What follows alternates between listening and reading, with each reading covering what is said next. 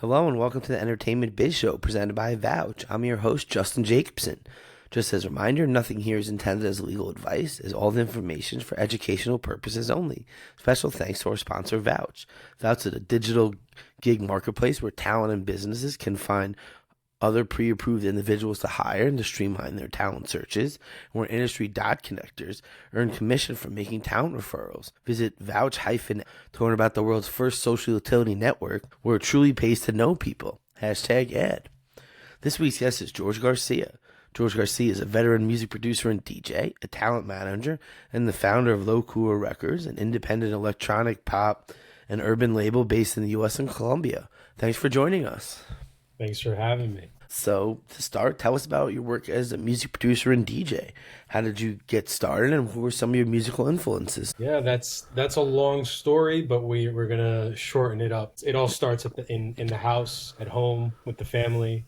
Latin families are extremely boisterous. Everyone's probably had that Latin neighbor that has parties going till 4, 5, 6 in the morning. Music way too loud. Well, that was my dad, and so from a young age, I was either told to set the table or play the music. I decided to play the music, and from there begins a compilation of different sounds, genres from my dad's record collection. And growing up in New York, where it's the melting pot of all music, I started throwing my taste into it. So fast forward, DJing really just came about from people asking me to play music at parties. And influences for me can range from, I'm going to mention some names you guys don't know. Julio Jaramillo, Nestor Sarvance. These are like 50s and 60s classic Latin, folk singers, to, I'll bring it up current, a little more current, Nas, Big L, Wu-Tang Clan, the whole boom bap era. And to modern day, Bad Bunny, Fade, that's a wide range of music right there. Definitely. So, how did your kind of career grow? Any moments that kind of like stand out to you in that process? Yeah, I mean, I was a college athlete or an athlete for most of my life, playing soccer, and so music never really went hand in hand with it. But push came to shove at some point, around my junior year of college.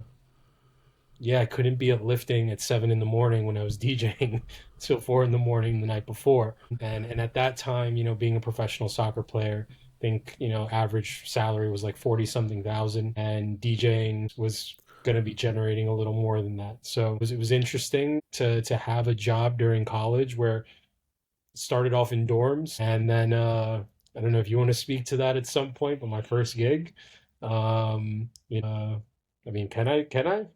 Yeah, I mean, yeah, man, this is your story. I mean, first person that booked me is Justin.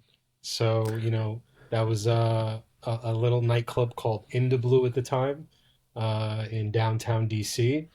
And then from there, that is one of my most memorable moments, believe it or not, because that started a domino effect of things that then had me performing in front of 30,000 people. I got to open for, you know, a wide range of electronic artists because this was happening during the time of the EDM boom. And that's now resulted in me having performed in 38 different countries, over 100 cities, over what's going to now be 20 years of being a DJ. That's amazing. Yeah, it is funny because I remember vividly. I'll throw this anecdote because my memory is high level. Where we're sitting in my apartment and I'm like, "Here's music. This is the music you need to play." And I imparted you on this voyage, and I'm glad that you. And I think one of the things that's successful and people kind of make it is that when you're the DJ, when you're the creator of the music, like you said, from a young age, you were creating the ambiance, creating the aura. It was like an important part of a festivity. There was also this unspoken, and I think I brought it out of you, and we learned how valuable it became, is being able to go beyond just playing music, create a party, create, as much as I want to say is like a promotional value, but being able to understand that people resonate with the party you're going to provide, the atmosphere, the mood, the way they're going to feel going there, and the fact that you're going to be instrumental in that as the curator of the entertainment, right? And I think that kind of really transitions perfectly the kind of stuff that you were doing a little bit later, where you kind of, in addition to being a musician, actually acted as a touring DJ and a live event, promoter and producer of, like you said, events featuring, tens of thousands of people. So kind of tell us a little bit about that, some of the stuff you were working on and kind of how you'll go about that and how you kind of find third parties to maybe help with, lighting and sound and some of these, other ancillary things. Yeah, I mean, I wish I could say I had a blueprint at the time and that like that was the game plan, but it was really trial and error and like going where the wind blew me. And thankfully, I've had luck in that process of having good people around me. And even when there were bad people, I had good people around me to help me handle the bad people or bad situations or bad scenarios. I mean, that's part of this. Caused by bad people in Yeah. some situations. Yeah. But it was a very interesting time when this all started. If we backtrack, 20 years, it's 20 years pretty much when electronic music is first starting and the DJ is, it started with DJ AM, the first real celebrity DJ to get $1 million deal in Vegas. And then from there, DJs were the new rock stars, EDM music. It started getting. Yeah, it was like 2007. I remember I went abroad, came back, and it was just like, that was it. And then from there, it just took off nonstop. But that was what everyone was playing. It wasn't just EDM. It was just like, this was just, I call it mainstream house. Like, it was just like, that was what you were playing. It was like everyone was listening to it. It was on the radio, right? People like that were putting out hits on hits.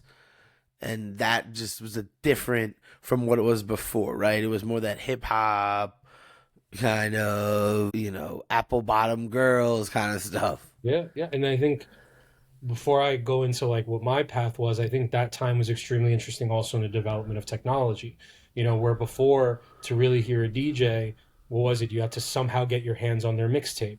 You had to somehow get your hands on some sort of arrangement of music or my first mixtape, for example, which I think we all did, those of us that got to know the cassette player.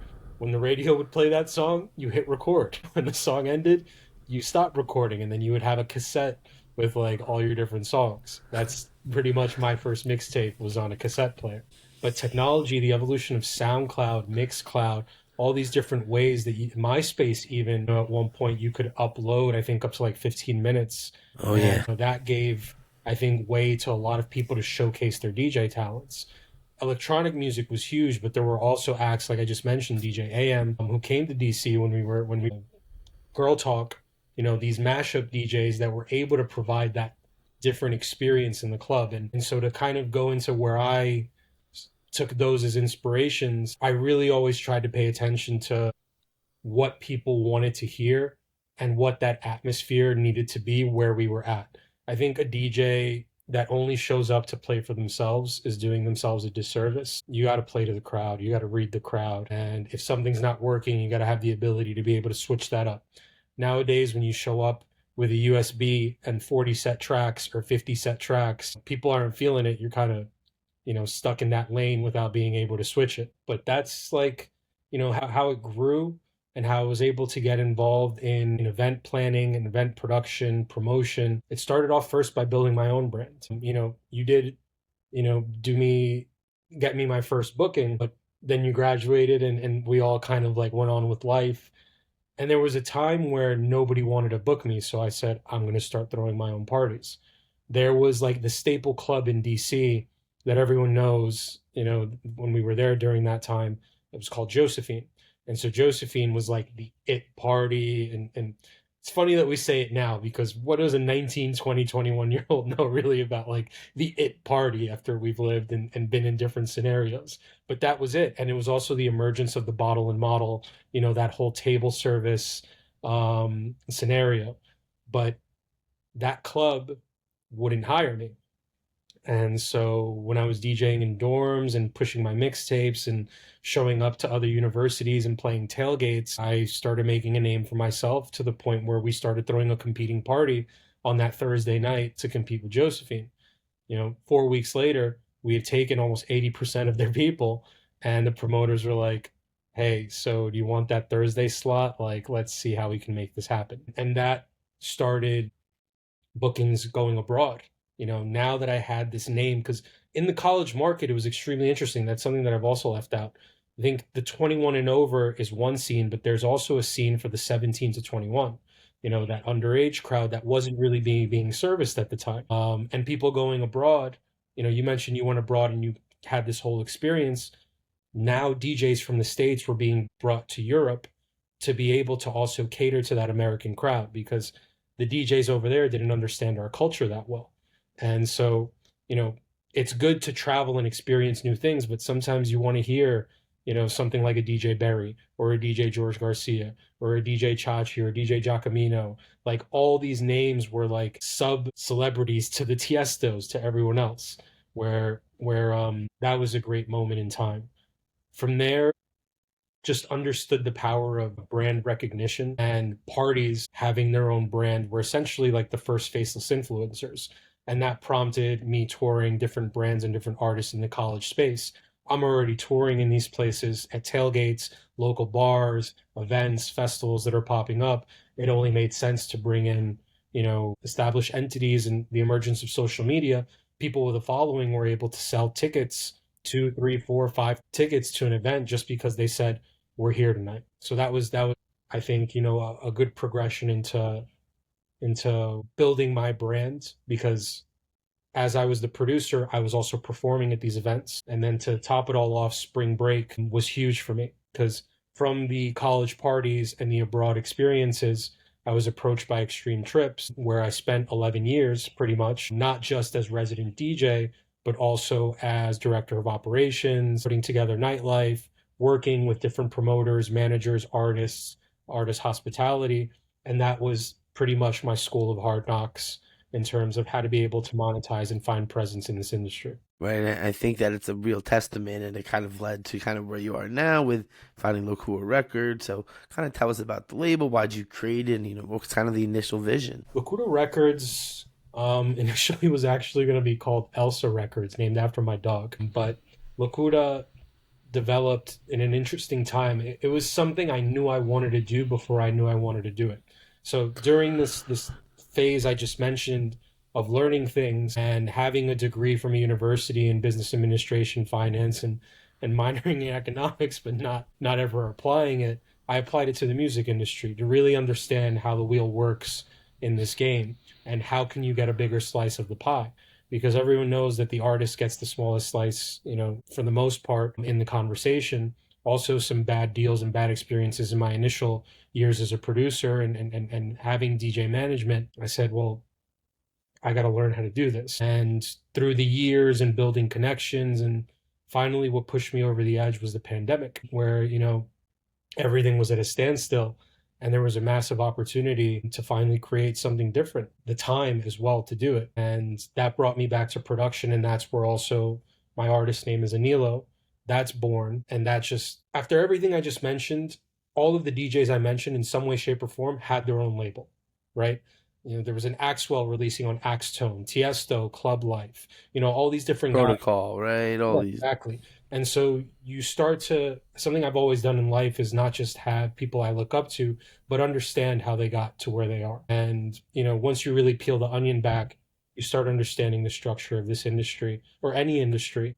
So Lokura Records was during a time where I'm Latin, I'm Colombian, I love Latin music. And I'm not saying that I was the pioneer or the first one to think of it. I think everyone's always the person that thinks that, oh, I'm the first one that thought about it. But I know a lot of people probably thought it. But at the time I saw, which was about 2016, 2017, Latin music was becoming very relevant. You had the J Balvins of the world starting to come up. You had the Karol G's of the world just starting. Reggaeton was becoming much more mainstream. Pitbull was always Pitbull. Shakira was always Shakira. But there was something happening in the music world where Latin music was being gravitated to. And now being a electronic DJ producer with hip hop roots and boom bap, always fusing the two, because I think one of the best things about my sets has always been 1 second you're hearing, Tiesto, Calvin Harris, and the next second you're hearing Redman, Method Man. And so being able to fuse those two worlds also provided an identity for the record label. And that identity for the record label was electronic Latin, basically like a Latin major laser. And from there, that's where it took off. And Locura basically means the craziness in Spanish, the buck wild. And if you separate the two words, Lokura means it heals. So the whole mantra behind this is like the craziness heals you. And so purpose has really been behind it because purpose is everything. If you're just doing things to do it and go with the flow, I would recommend finding a purpose. But we like to put music out with intention, with a message that's whether that purpose is to make people dance or, you know, reminisce about nostalgic moments. That's probably the most beautiful thing that we're trying to accomplish here at Lokura. So, what types of services do you offer artists? On the label services side, it's everything that a major label could offer, but I would say with a much more catered and intimate approach. The different connections that have been developed over, these 2 decades in music, development, what's a label really doing these days? They can book you studio time, they can put you with producers. Depends what role you're playing in the music industry. I think in today's day and age, if you're just a voice, you got to be able to go to a label. But where we like to go a bit further, and being that we are a boutique label, we really like to develop the artists, orient them, and provide all of these administrative services, with our trusty attorney by our side, Justin M. Jacobson, to make sure that everything is in order. Well, it's very important to have those trusty attorneys, as I'm sure Yes. a lot of people out there hopefully don't know but should know. And so, what do you kind of look for in potential talent that you might sign to the label and kind of work with? Yeah, I mean that's like the A&R side of things, which while there's been a massive development in technology, the music industry's changed, etc., I still think those inherent values on the A&R side are very generic responses, but still true. But for my label, an emerging talent, I think is really what we're looking for. Somebody that we can see, that we can project,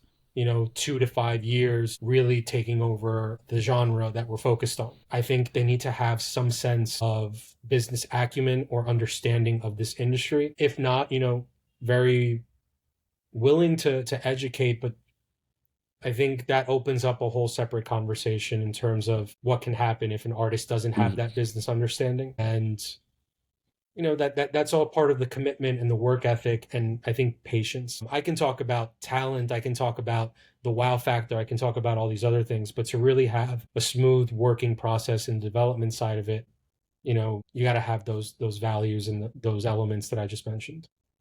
Right? They kind of say that it's like if you get that rap of your heart to work with, unless you're like super duper amazingly irreplaceable, people start replacing you, and people don't realize that until they're replaced, and until something that, oh wow, I can't believe they got that and not me. It's like, well, yeah, because it's a lot easier to deal with them. Like, time is money, more problems, more issues. Like, sometimes it's just not worth it. And I feel like you said, you could be talented, you have that wow factor, but if you don't have professionalism, punctualism, if you don't value other people's time and really make this a profession, a job, a career, then you can only get so far, right? Like those other things can only take you so far. But the people that approach it from that high level, and like you said, 2 decades watching it as an artist, as a high level person dealing with other management for big artists, to booking them yourselves, like you've seen all sides of it, to now working with artists on your own, which we'll touch on shortly. You understand that that's the difference, right? The artists that have took this professionally, and like you said, the ones that developed a whole nother way to make money, a way to develop other people, a way to build a brand beyond their brand. That's how you actually do this. And that takes a much more of a business acumen than being able to sing great or, play the guitar or whatever it might be. I mean, that goes into team building along with brand building. And so I think that's something else that we also assist in and provide guidance in. Again, if you want to be building your own business, I think this is a very unique time in the music industry where you can be independent. Independent is the new mainstream in a sense, but you got to have those key people on your team, on the marketing side, on the legal side, on the accounting side, on the booking side, where, those are people that are going to battle and going to work for you every day. Value them, understand that they're on this journey with you, and that it's not always just about, the individual. That's also extremely important. It's understanding that. And There are labels that can have 200 people working on a project, and an artist will never meet, 10 of them, maybe 20 of them. But when you're able to maintain that intimacy and develop something, I think it's magical. Yeah, and I think ultimately you get more of the ability to shape it, right? That like you said, the indie makes all their own indent because now you become a star and you become this thing within yourself, and then the bigger labels want you anyway. You become part of it, but the leverage changes, the situation changes. You have the ability to almost stand on your own if you want, or take a deal that you feel is more comfortable. Two big examples of that, which I took a lot of inspiration from. I mean, we can look at the big one of the biggest artists in the world, Drake, starting OVO and then, switching over. And then I'll take something from the electronic side of things, of the spectrum, the Chainsmokers, New York natives, right? Disruptor Records then does major deals with major labels, and but they still have, their piece of the pie, and that applies to DJs across the board. We just mentioned a few labels, but yeah, those are things that I think are important in today's world for emerging artists. Like, signing with the major label isn't all it's cracked out to be. Like, put in the work, be patient, and believe in those around you. Yeah, and what that means is, you don't really know, right? Like we see there's so many shifts, so many priorities, there's people that they sign and then something else happens and now they're only focused on that artist and like, Yeah. that's that for some people. You have that one moment when you're hot enough to really skyrocket, and if you don't capitalize on that or if things aren't done properly, you miss out on it, right? Like the new artist comes up, the new sound comes here. Like stuff you produced 2 3 years ago might not hit Yeah. now the way in 2 years from now. Like things change, especially in these entertainment worlds with social media. Like it even changes quicker than it used to, right? Like a fad can come and go in 2 months, and that's that. You never hear of it again. That opens up a whole other conversation, but I'm going to be respectful of time. So, what kind of mistakes did you kind of make along your way? Stuff maybe you kind of wish you knew when you kind of started. I think we all romanticize what our dreams and goals are, and that can sometimes make us blind to That's why they're reality. called dreams, right? They Yeah, happen in when you're sleeping, not in reality. yeah.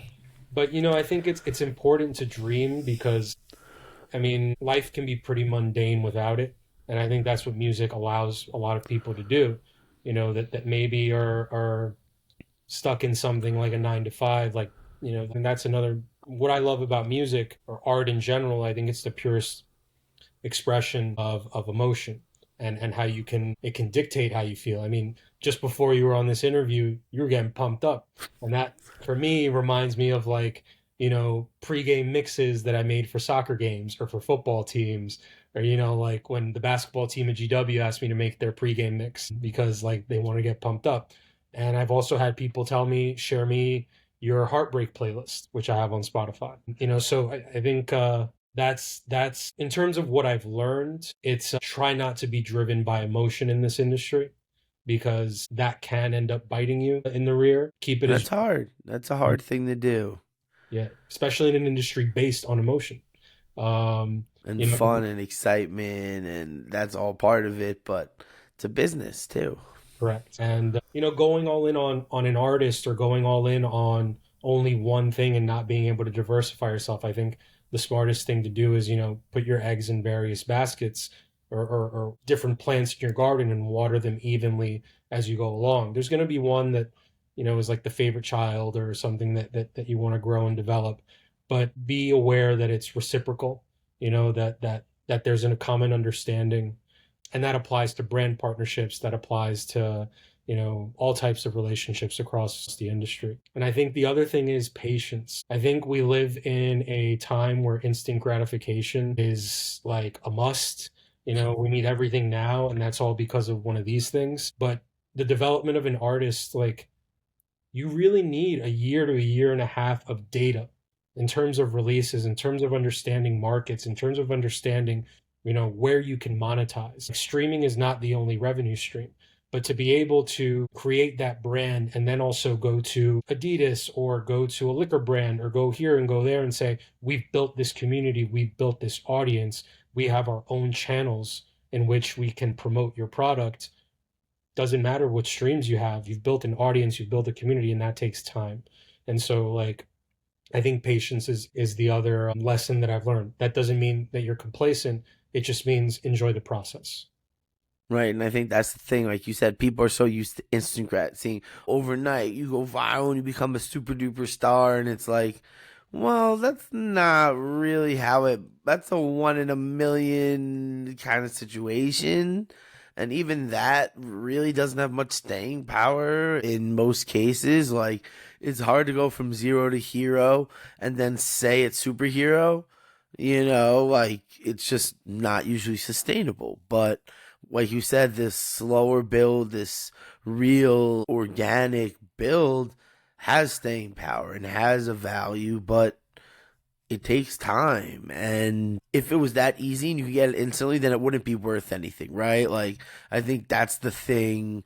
And really early on, I mean, I fell victim to myself, like buying followers, buying engagement, like being able to like masquerade what you really is was a really early thing with the social media. Now it's a pretty much a crime. It's like false advertisement, FTC violation kind of stuff. So it's like it's gotten to the point where like this is such a prevalent practice that it's now kind of outlawed. But like it is a thing, but you can't really fake building something real. And I think that's kind of to your point of you need to do it right. You need to be strategic with it. And if you think it happens in 1 second, like that's not at all the case ever, right? And to have these misconceptions gives you a false hope, and you don't have the right expectations, right? I think that's something that we can kind of go into as, obviously you just are a label, you act as a talent manager, and, I think that it's something unique being a talent yourself to kind of also act as, a talent manager and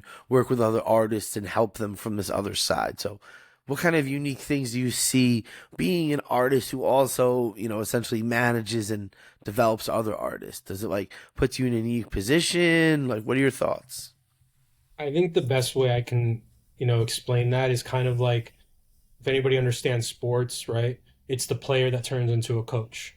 And I think there's a respect factor and a understanding, to know that that person has gone through what I'm going through, has lived what I'm living, and can probably speak from a place of sincerity in terms of the way the landscape is.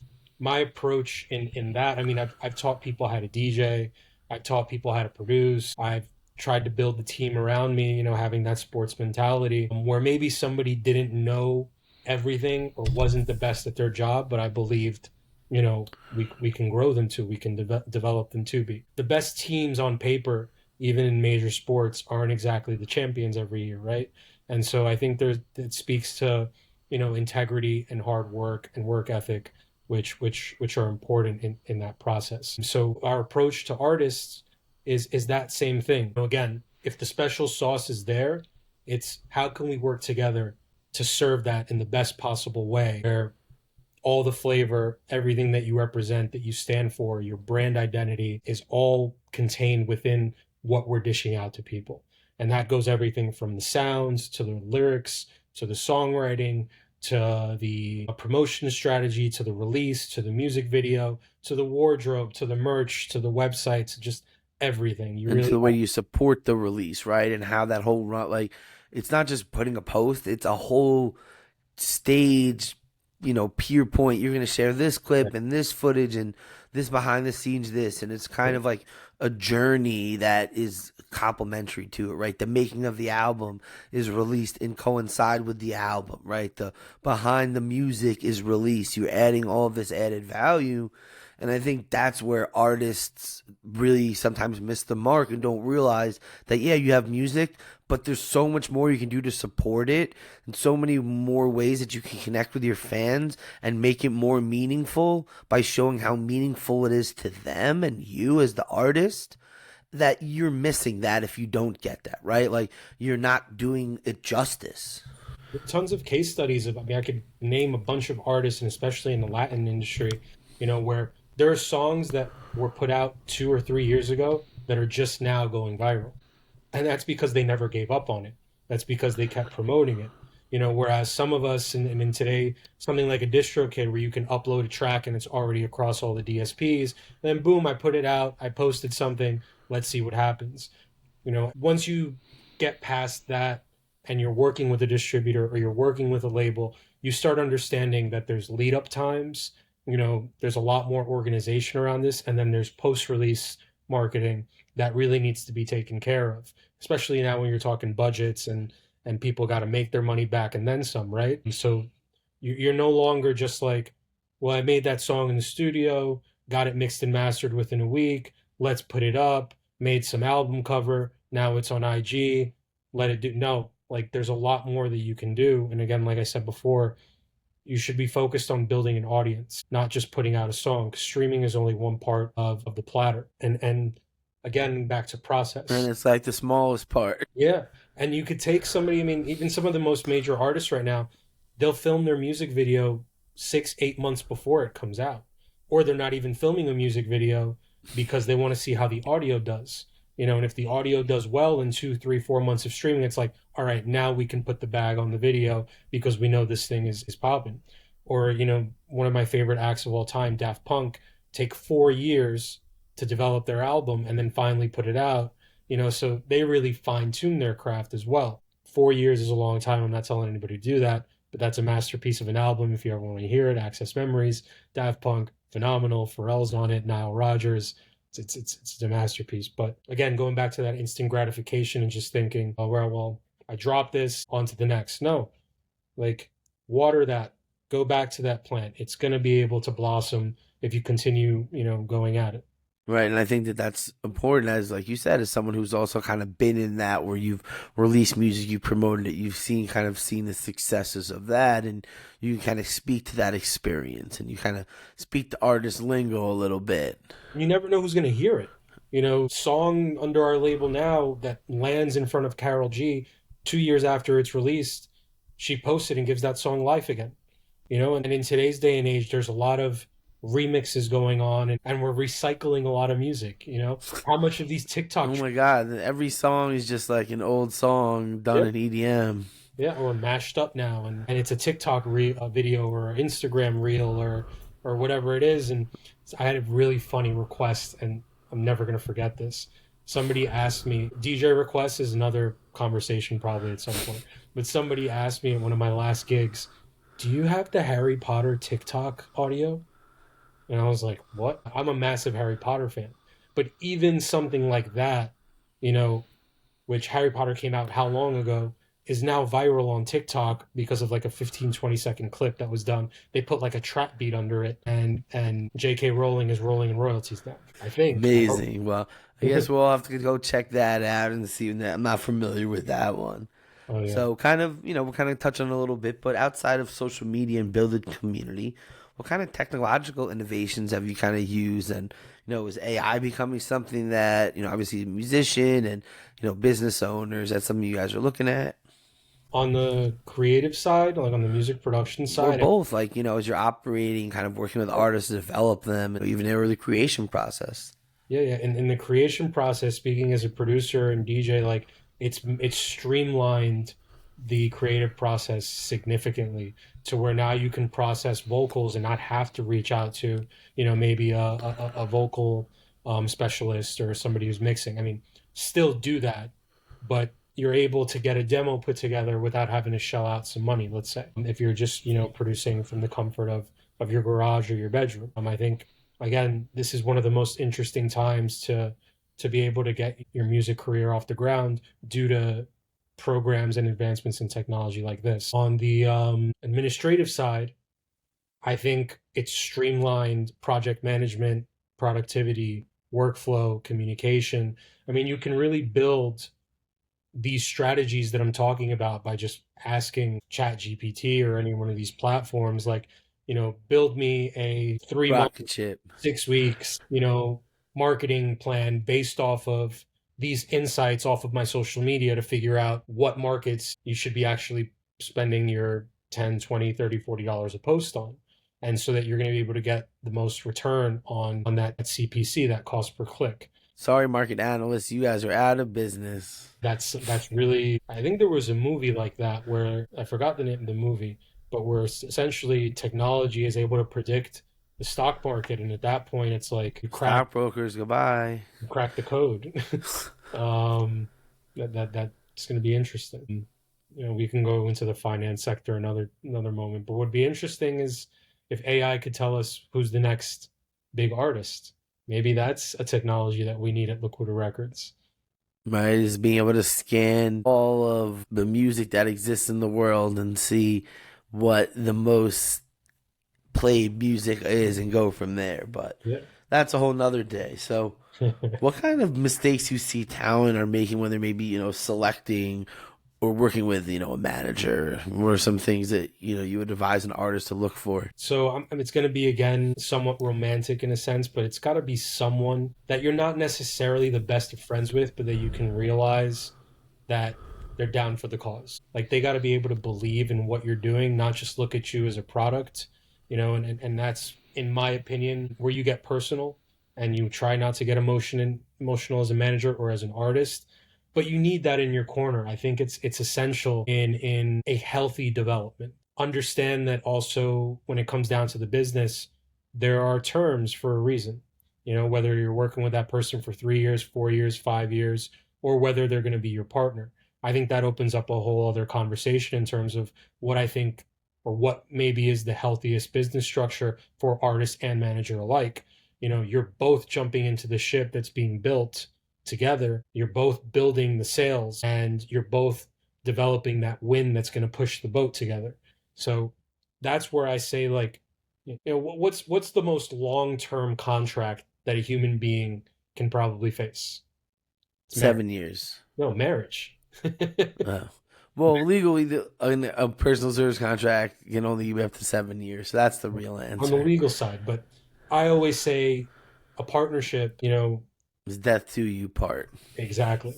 And when you're building that type of entity, like that's what you're working towards as an artist. Look for somebody who's looking to build, not just make a quick buck or exploit you, or take advantage of a hot moment, because that's not going to leave you very well positioned once either they move on or you move on. I think that's important. I think managing expectations is something we spoke about. And I think it should be somebody who, it goes back to an artist or emerging talent thinks, I get a manager, they got to do everything. No, there's still work that the artist needs to do. That's when it really starts. Now you actually have someone else that you have to, is in on it, and is kind of eat when you eat, is kind of contingent on your success. Yeah. You have to kind of work even harder now. It's not just about you anymore. And I think that's, like you said, they think that now it's, the manager's going to take care of everything. They're going to make them a star, and, I'm good now. It's like, no, like, now it means you're real. Now it means someone is taking interest in you and is willing to put in what is needed to help you succeed. So now you got to work twice as hard. Now you actually have to be ready to achieve, knowing that this other person is kind of counting on you too, or else why are they here, right? That's really what it comes down to. And someone who's worked with a lot of managers and, kind of working with some big artists, and that's really what it comes down to, is how much are you now willing to work and put in to succeed? Because ultimately it's your success, right? Even as a manager, you're maybe at 20, 25%, like ultimately it's still going to always 99.9% be in the favor of the talent, right? There's really going to be a situation. So it's just that dynamic means, like, hey, like, you now have to expect more, and that if you don't put in more, then, there's only so much that someone can do, right? And that's a big problem. There was an interview that, we did for one of the press tours for our artists, where the interviewer made a great analogy. And this is something else I would say that artists should keep in mind and understand what their manager is helping build. And that's value, right? And he gave me the example of Shark Tank, where everyone's seen Shark Tank, where Joe and Nancy walk in, our company's valued at $10 million and we're selling 10%. for $1 million, etc. And then whatever, the back and forth goes on. And how much do you have in sales? What's your data? We have $3,000 in sales and we just started 6 months ago. Why are you worth $10 million? I think ego is an interesting thing that an artist needs to understand to keep in check, and then a manager needs to understand how to manage when it comes to an artist. Like, ego is healthy when it's well applied. And I always use the Muhammad Ali kind of like complex example. Muhammad Ali had to believe, had to know, had to think that he was the greatest to be the greatest. But he was humble and he was real about it at the same time. And that's necessary in an artist. Like, you got to believe that you're the best at what you do. You're the best at what you write. You're the best at what you sing, because that confidence is attractive. It's contagious. So it's secure. But at the same time, you're not the only person in the kitchen working on what's being built.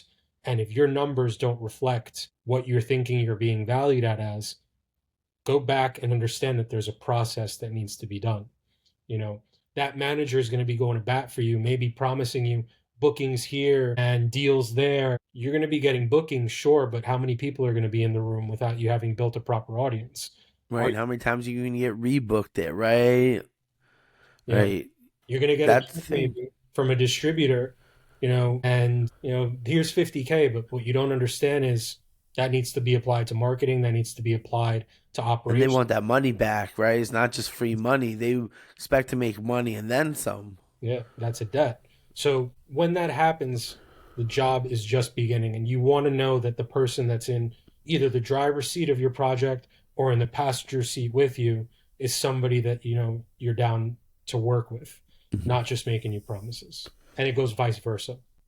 So, what advice do you have for people that are trying to get involved in the entertainment business, and kind of grow the way you have? Entertainment or art in general, I think those that work in it, there's a phrase, oh, people do it for the love of the music. And I think genuinely almost everybody that's in the music industry is in it for the love of the music, right? Because any meeting I've ever had, there's music playing, there's plaques up on the wall, there's, people that are, in social media, you can see what people post. They're sharing music, they're showing themselves at events. Like, music is a beautiful thing. So have that obviously clear for yourself before you jump into it. Today, there's a lot of education that you can find on YouTube, this podcast, a lot of different ways where you can probably build up some music industry knowledge in terms of how to best apply yourself. Study, different people in different roles, see where you think the best fit is, but also you got to live it. There's very few, I think, well, you're a teacher, right? So I'm curious, the students that show up to your classes, like, what do they show up thinking that they want to accomplish or do, or It's interesting. So, I teach media law in Hunter College, and there's definitely like a musician or two. There's some media students, like journalists. So yeah, I think that college students have no idea about what the reality of this stuff is. And I think the advice you're kind of touching on, and what I always kind of say is like, you need to get out there. You need to try this. You need to,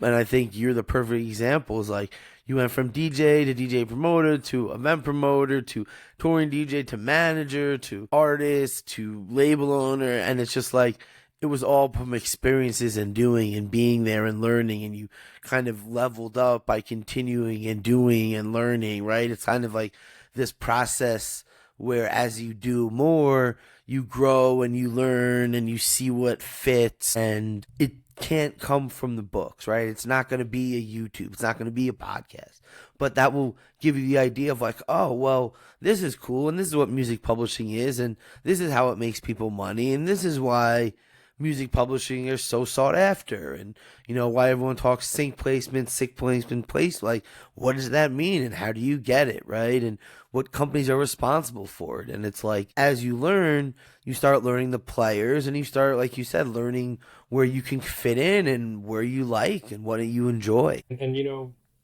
again, going back to that instant gratification, like, do your internships, figure out there's a bunch of different like examples of success stories of people that started interning at a record label or at a radio station, and started building up their knowledge and their network that way. People today, There's a lot of people jumping ship from the labels and then starting their own or going to work at something that's a little more indie.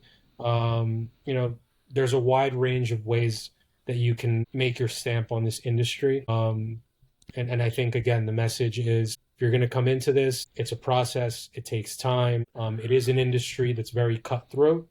Um, It's it's probably, desirable, and that's the thing. It's fun, right? Like you smile, like say with a smile, like it's fun. There's a lot of good times associated with it, but that's what makes it desirable, and that's why a lot of people want to get in it.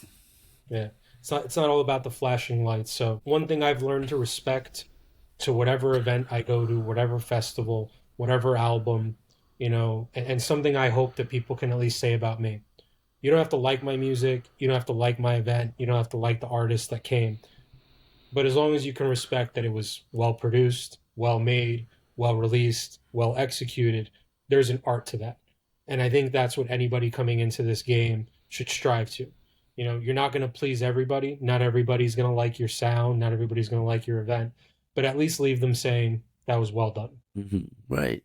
So, what's your favorite part about being a musician? You touched on it in the beginning. It's creating that atmosphere, being able to make a mark. I mean, it goes back to purpose. And I think as human beings, we should strive to leave this world a better place than we found it. Like, however you can do that, whether that's helping your neighbor down the hall, whether that's helping your block, whether that's helping your town, whether that's helping your state, country, continent, whatever you can do, to try and leave this world a better place. I think music has allowed me to create positive experiences in people's lives, whether it's at a wedding, whether it's at their college graduation, whether it was like, shit, they A lost their random job. Thursday night at K Street. Yeah, K Street, or they lost their job that day, so they went out, but the music that night was bumping, and it completely flipped it around for them. Or one of my favorite things in what I do is the morning after texts, right? Like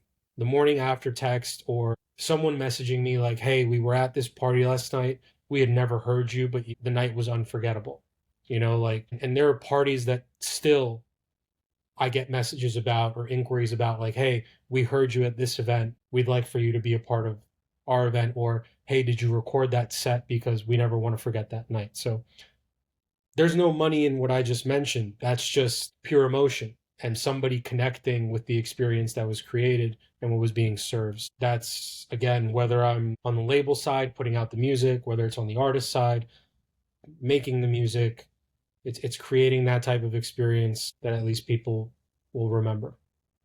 Well, definitely know there's been thousands of people that have enjoyed your tune, so I know we're all thankful for that. So, kind of bring it together. Where's the future for you, kind of as a musician, and kind of where's the label going? Yeah, I think it's interesting, we're always evolving, and I think right now I'm finding my groove on the production side. As an artist, I have some releases coming out this year, next year, some collaborations. I had focused for a long time on the label and developing the other artists. Now I want to get back to Anilo, to the sauce that I've been cooking, because it is tough to do the admin stuff and still be creative. Like they kind of both need to have their own space and time, but now we've built things to where I can do that. Yeah, we're focused right now on emerging talent in the Latin space. I'm in the hip hop space, and excited to develop the artists that we're developing and putting their music out as well. So, we're going to keep growing still with that same mantra. It's crazy, but healing and putting out a positive message. Amazing. Well, it sounds great. We're going to be excited to hear some of that stuff. So, thanks for joining us, and tell everybody where they can find you and learn more about, the labels putting out. Yeah, for sure. It's on Instagram, Lokura Records, TikTok, Lokura Records. You can head to lokurarecords.com, and from there, all our respective platforms. Lokuda is Amazing. with a Someone, Lokuda is with a K, Lokura. yes, exactly. So everyone make sure to go give them a follow and follow on all platforms. Make sure you get ready for that music. I know we're excited for that over here. So thanks again, everybody, for tuning in, and to our sponsor, Vouch. Check them out and use my affiliate code listed in the video description. And make sure to follow me on all social platforms, Justin JESQ, for all our past episodes.